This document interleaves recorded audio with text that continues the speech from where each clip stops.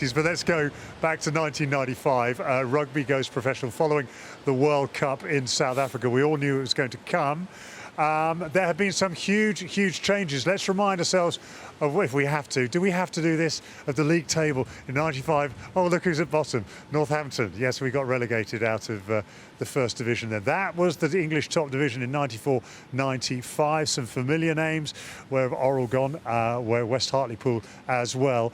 Let's have a look at the teams that have been relegated out of the Premiership and then back in as well. There are some names that have bounced down and come back. Obviously, Bristol, Exeter are there. They never got relegated, of course. They came straight in. Harlequins, London Irish, Newcastle, Northampton down. But some who went and never came back: Orrell, Richmond, Rotherham, West Hartlepool, Yorkshire Carnegie. Isn't that just a list of the teams that you played for, babe? Well, it is true, Austin. It is true that every team I play for has been relegated. I'm kind of like an albatross around a club's neck. But at least with Saints, we bounced back. Yeah, I was delighted to see that. Yes, of course you were.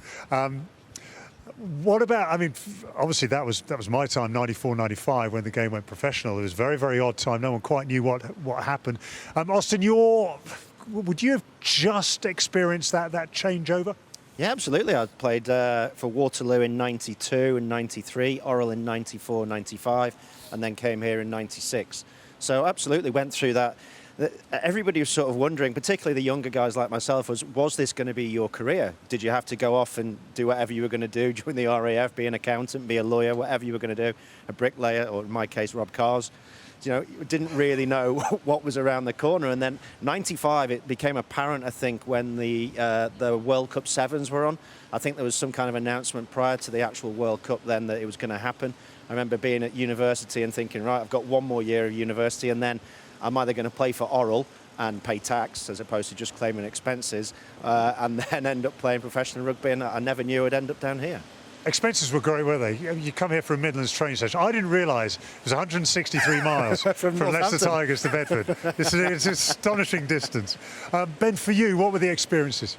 Look, I was sort of fresh out of school and uni, and sort of had a period as a part-time player, but I think it was just that particularly coming here and going full-time professional here, it was the step up in workload and the training. And the first pre-season I arrived here was a World Cup was on, all the stars were away, so Dean and Wellesley had no one to say, hang on, you're pushing us a bit hard here, and we got absolutely flogged. I remember thinking, what have I done? But Martin Johnson, actually, I remember speaking to him about when the game went professional. He said, because a lot of the guys did have jobs that they weren't prepared to give up, when all the guys that went professional fully, there were only sort of a few of them, handful of them, and so they'd be sitting around the training ground going, great, we're professional, what do we do now? Waiting for everyone to turn up on Thursday evening and train as usual. So there was that period that it took to get fully professional. It was a massive step change, because I signed for Leicester Tigers, a very elaborate signing-on ceremony at the Leicester Forest East Service Station in the Little Chef. I remember it well. It was amazing. What did you have? Early starter, 2 sausage, lovely.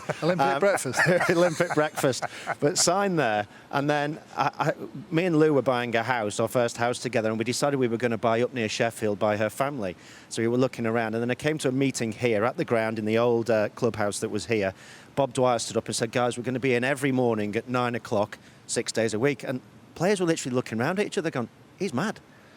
He's gone absolutely mad. So we ended up not living up there, but moving into Leicester. It was a proper job. House prices collapsed. Yeah. Yes, collapsed. The people of Sheffield were so relieved that it didn't happen. I mean, I remember when it happened, I found it incredibly boring. Having given up my job as a police officer, I found professional rugby very boring. But and slightly less violent. Maybe more. Couldn't pepper spray people anymore. You couldn't. Yeah, where's a student when you need one? That sounds weird. You know what I mean. Austin, very quickly, moving on to a serious point. Did the RFU miss a trick? Because they imposed this moratorium. They said, we'll give it a year for everyone to get their house in order. And when everyone did, they realised, hang on, all the clubs have signed the players. Did they miss a trick? Well, they let Rob Andrew loose, didn't they? And he effectively went up to Newcastle and ended up signing everyone, and that was the end of the RFU's chances to pretty much hoover up all the talent and then distribute them out to the clubs in a franchise model. And probably the answer is yes. What was his name? Don Rutherford? I think he had the opportunity, and he'd started to do the rounds and go and speak to players, some of the top players, the likes of Dean Richards of the world and the Underwoods. But Rob got there first, and he basically enticed everyone up there with the Geordie pound. Ben, do you think if it hadn't been for the pandemic we're now experiencing, the RFU would be looking at trying to right that wrong and roll back the time and get players on central contracts? There was a time where the clubs were obviously struggling. Even before the pandemic, the clubs weren't flush with money. They were losing a lot more money, and I think there was an opportunity to maybe align things. But the RFU had obviously made a lot of amendments to Twickenham, built the new hospitality facility in the East Stand, and we're trying to pay for that. So I think they were always struggling a little bit to have the funds to do it. But definitely, I think they've almost missed their chance now, and it was something that they should have done. Yeah, let's have a look at some of the tweets that you've been sending in. Thanks very much for that. At Craigie1, proper rucking. The contest led to more space across the pitch. Players ran into rather than at each other. This is what you miss.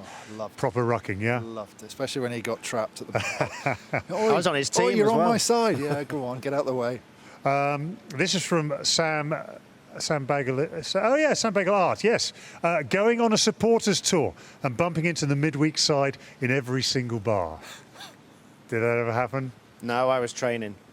And the important thing there was the physios were always there because they'd be with the midweek team and then think, okay, we've supported them, and then the weekend team, yeah, we'll be with them during the midweek as well. Excellent, we like that.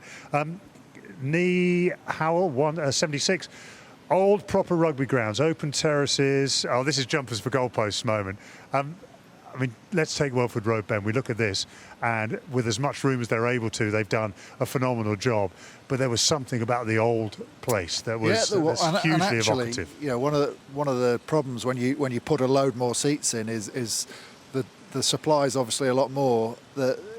When I first joined here, 16,000 could come in here. It was rammed every single week because people were desperate to get that. Now you'll get 20,000 here as an average, but actually when I first joined here they were getting 9,000 for the A-team games because people were desperate to come and watch the rugby. So there was something about this place when it was just really quick amateur story. We went on tour with Oral to California, and we played ONBAC, which is the big team in America. We arrived at an Aztec stadium. There wasn't any posts at either end, right, and there wasn't any lines on the pitch, and we played a game in the stadium. Beautiful. I love all that. This is on which player personifies the transition of amateur into professional. Meekin Jim puts Jason Leonard, tough chippy from barking to the ultimate professional, one of the great ambassadors of England. The one that changed it for me was Vainga to Eagle Amala, coming back to rugby union from rugby league that had pinched him, because that was where rugby were losing their best talent to rugby league. So to see them start coming back was great. Yeah, Monsieur Jones says that, Vainga to Eagle Amala, a wrecking ball superstar, played against the Lions in '93, just phenomenal player.